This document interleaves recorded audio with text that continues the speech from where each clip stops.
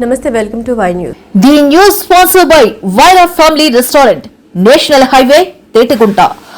నోరూరించే వంటకాలు, అసలైన మసాలా దమ్ముతో అదిరిపోయే నాన్ వెజ్ రుచులు మీకోసం.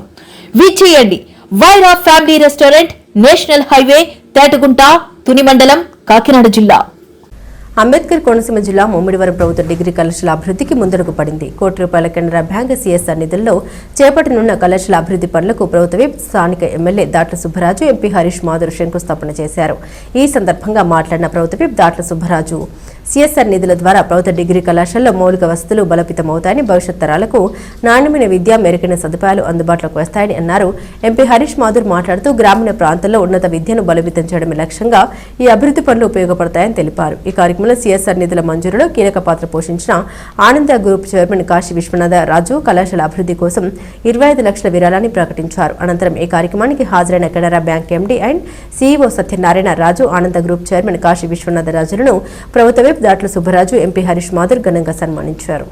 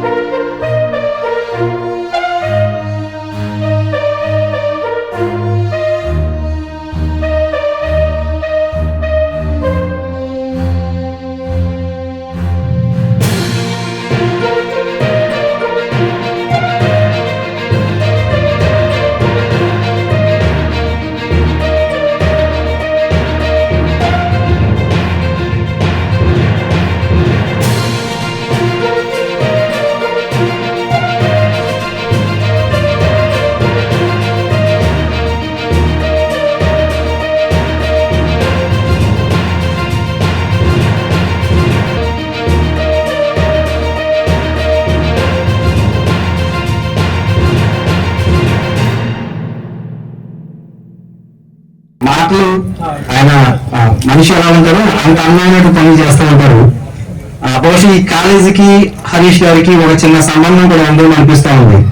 ఈ కాలేజీ చుట్టూ కాంపౌండ్ వాళ్ళు ఏమైతే ఉందో ఆ కాంపౌండ్ వాళ్ళు వాళ్ళ తండ్రి గారి బాలయ్య గారి సహకారంతో కాంపౌండ్ వాళ్ళు నిర్మిస్తున్నారు.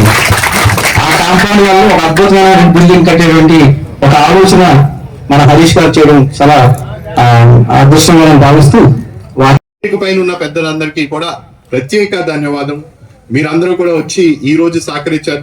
కానీ మనమందరం కూడా ఈ రోజు శంకుస్థాపన అయింది. ఇక్కడి నుంచి మనము కలెక్టర్ గారు కూడా అంతా సహకరించడం కూడా జరిగింది.